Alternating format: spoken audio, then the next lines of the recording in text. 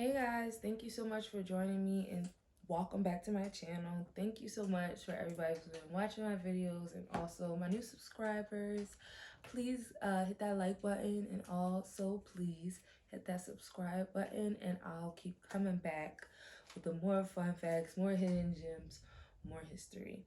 So today we're going to be talking about a serial killer. Well, it's actually kind of two, but the main focus is on one. They were kind of working together, but we're going to be focusing on one. But you might be thinking like, okay, how is serial killers a hidden gem or a fun fact or history? Serial killers are not hidden gems or fun facts. I just want to throw that out there, but they are most definitely a part of history. And when I tell you these stories that I'm going to be telling you in the future, God willing, about even more serial killers, and today, it's not to scare you and make you feel like, oh, I can't go outside or talk to anybody, but it's more so to keep you alert and let you know this stuff is still going on. So experts estimate that 25 to 50 serial killers are active at all times in the United States of America.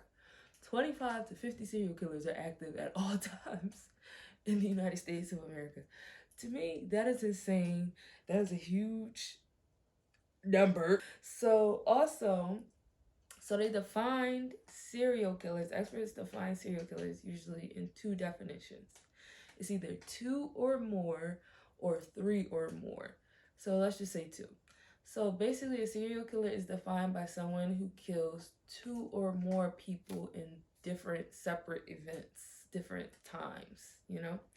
And so I feel like people don't think that serial killing is as prevalent as it used to be because we don't hear about it that much anymore, like in the news. But like I said, it is very prevalent. From 1970 to 1980, that was considered the golden age of murders, in quotation. Start quotation in quotation. That's what they called it, the golden age of murders. And that's where you see the likes of like Ted Bundy, Jeffrey Dahmer, people like that, if we can call them people, but beings like that. And I feel like that's the ones who we usually hear about when there are way more out there. So the FBI has said that they believe 85% of serial killings have gone down, but they also said that they believe that there are 4,000 unidentified serial killings, basically, that's happened. And that makes me think, if 85% serial killers have gone down, and there's 4,000 unidentified serial killers, what was it in the golden age? Because 4,000 seems pretty absurd to me. That's a huge amount. So it has also been reported by MAP. MAP is Murder Accountability Project, that in 2020, 46% of murderers got away with the murder that they committed. 46%, that's almost half. Like, these are, to me, alarming numbers. Like, when I think about that stuff and think about how frequent it is, that's kind of alarming. And they got away with it, 46%, maybe from people, and then God will have the last say, so we're just gonna say that.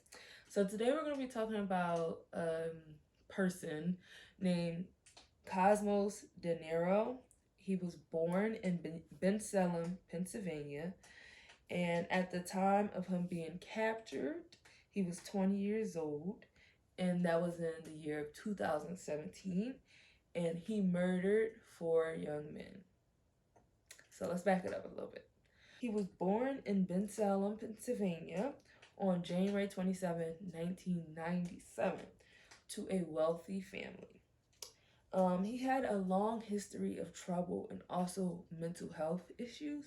It's said that he had about 30 run-ins with the police, but for unexplained reasons, he was never actually charged with a crime. So before all of this, he actually had a clean record.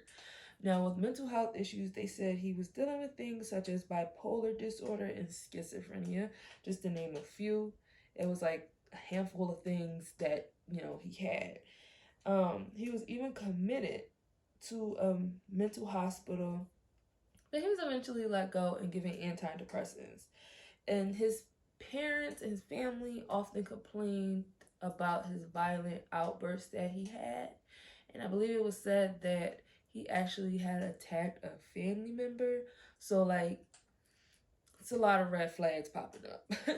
He also was a student for one semester at Arcadia University in Glenside, Pennsylvania. But in 2016, he was actually banned from the school and from the campus because he had multiple complaints by plenty of people, a whole bunch of different people, basically. And even after he was banned and wasn't even supposed to be on campus, they said that he was still going on campus. There was so many red flags raising up. His psychologist at the time actually took him off of his medicine. And to me, that's crazy. I think that's crazy because that's like the sheep in wolf's clothing. You know, his psychologist said he had wrote down that his patient, quotation, poses no clear risk to self or others, in quotation. That really just shows like how evil people, crazy people, narcissists, they can show one face to who they want to and then another face to another person. Like, he made a psychologist, a person who goes to school for this, believe that he was fine, and he ended up taking him off of his antipsychotic meds, and he think, oh, he's fine. And he actually said that he believed that his bipolar was reversing. So Cosmos Dinardo killed one of his victims by himself, but then he had got the help of his cousin, Sheen Michael Kratz, and he was also age 20 at the time. And he killed the last 3 people with him. So Cosmos ended up killing 4 people before he was captured. How they would lure their victims is Cosmos would, he either met them on social media or on the campus of Arcadia, and he would tell them, hey, I'm a drug dealer, I could sell you some weed. And basically, once they met up, then he would shoot them, kill them, like that. So I really don't want to butcher this person's last name out of disrespect for them. So I'm going to put up his name, but he was one of the victims that was shot, and he was still alive because they had ran out of ammo.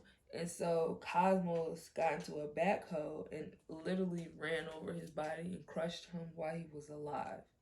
Cosmo tried to burn 3 of the bodies, but it didn't work. So he ended up burying them on his parents' farm. He ended up burying all 4 on his parents' farm. News started to go around that there were 4 young men who were missing. So of course, antennas started going around for the police, and so they were on the lookout and they started to investigate. On January 10th, Cosmos actually had got charged with and arrested for an unrelated gun charge, and his father ended up bailing him out of jail. The bail was like $1 million, and his father paid 10%. Then on January 12th, Cosmos had got arrested because he was trying to sell Thomas's car. So, like, you try to steal a person's car who's missing, yeah, now the police is zeroing in on you. But then the very next day, Cosmos confessed to the murders in exchange for no death penalty. So maybe he felt like, the jig was up. Maybe he wanted to be stopped. I don't know. But he ended up confessing the very next day. So he was charged with a slew of charges, including criminal homicide, abuse to a corpse, just to name a few.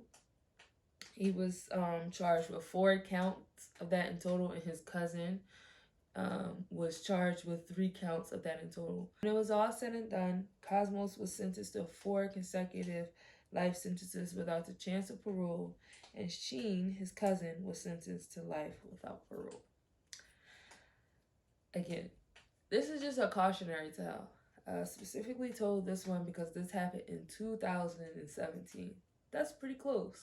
And it was crazy as I was actually reading an article about another serial killer that was found basically in the Bronx. And this happened like less than a month ago. So it's still very much so prevalent. It's still very much so going on. It's just the news doesn't talk about it. But you gotta be vigilant. And I remember reading a couple of months ago something like, I believe it said the FBI estimates that the average person that lives in the average size city will come across 2 serial killers in their lifetime. Whether that means walking past them or just saying a simple hello to them. It's the difference between saying hi, driving past them, whatever, and starting a full-blown conversation with them. And you know what? That just made me think of something. Now, this guy, maybe he wasn't a killer, but this was very odd that happened to me. And this is just a cautionary tale about being careful. I remember when I was pregnant, I was probably like 6 months pregnant, obviously showing. I had went to a gas station. I need to get some gas. So I got out the car, did my business, everything like that. I got back in the car, locked my doors, was getting ready to pull off. In the gas station, it was people around. So it wasn't like I was just by myself. But so I was getting ready to pull off, and this guy comes up and he knocks on my window. And I look, and I cracked the window just a little bit. You know, I'm from Philly, or even just people from the hood, you know. If a person, you know, at the gas station, they might want to pump your gas, you know, give them a little change. That's what I thought he was going to ask, and I was going to say I already took care of my business or whatever. So when I cracked the window a little bit, he said, "Hey, can you take me home, please?" I said, "No." Rolled that window right up immediately, and as the window closed, he was just basically like, "But why? Wait, but why?" He said that, and I just drove out. I'm like, what? What kind of question is that? Maybe he wasn't a killer. Maybe he was just this pure, innocent, naive guy that just really needed it around home. I don't know, but you ain't finna catch me. And that's that. So like with that, you just gotta be vigilant, because that could have been anything. But I'm not about to take a chance on my life. And that's why I'm interested in certain things like that, because it does happen. So don't be naive, because it does happen.